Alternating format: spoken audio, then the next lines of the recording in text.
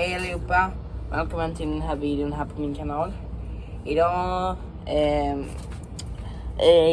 Idag så ska ni få höra när jag gör en sån där horn. Och idag har jag min airhorn, den är här. Och nu kör vi. Okej.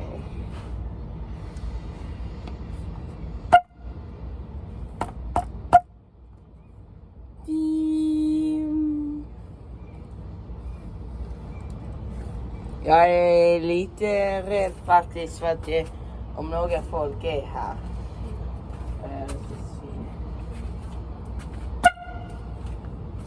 Där gjorde jag den. Ja. Om ni är på en tivoli, om ni är på en marknad och sen sånt här airhorn, köp den då för att om ni vill. För ni får köpa vilket precis vad ni vill.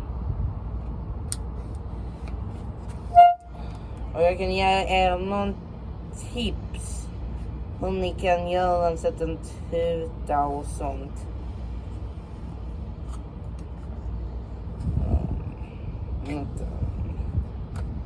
Så, om ni vill göra en tips, så om den är sådär, så kan jag göra någonting.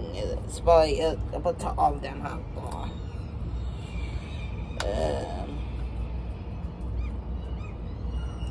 Jag bara tar av den här inte. Om den är så här, så ska ni sätta den här och sen skruvar ni den så här, kolla hur jag gör. Den här hållet här, kolla. Så där gör ni. Och sen gör ni så, trycker på den. Sen kommer den så, och sen ska ni göra så. Kolla. Så där gör ni. Den här för det här tipsvideon.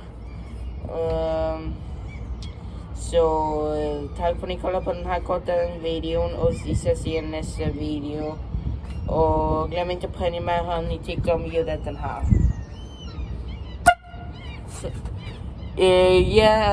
Något tips om den här airhornet. Gud vad det är så soligt. Ni kan knappt se solen i videon. Men tack för att ni kollade på den här videon. Och glöm inte att prenumerera på min kanal. Och gilla videon och kommentera. Och kommentera vilken stad jag är ifrån. Och den är ganska stor ut. Jag är ute på min balkong. Kommentera vilken stad jag är ifrån. Jag är från Skåne. Gissa någon av städerna i Skåne jag är ifrån. Glöm inte att prenumerera på min kanal. Och gilla videon och kommentera om ni tyckte om mitt ljud av mitt airhorn. Så hej då och och tack för att ni kollade på den här videon.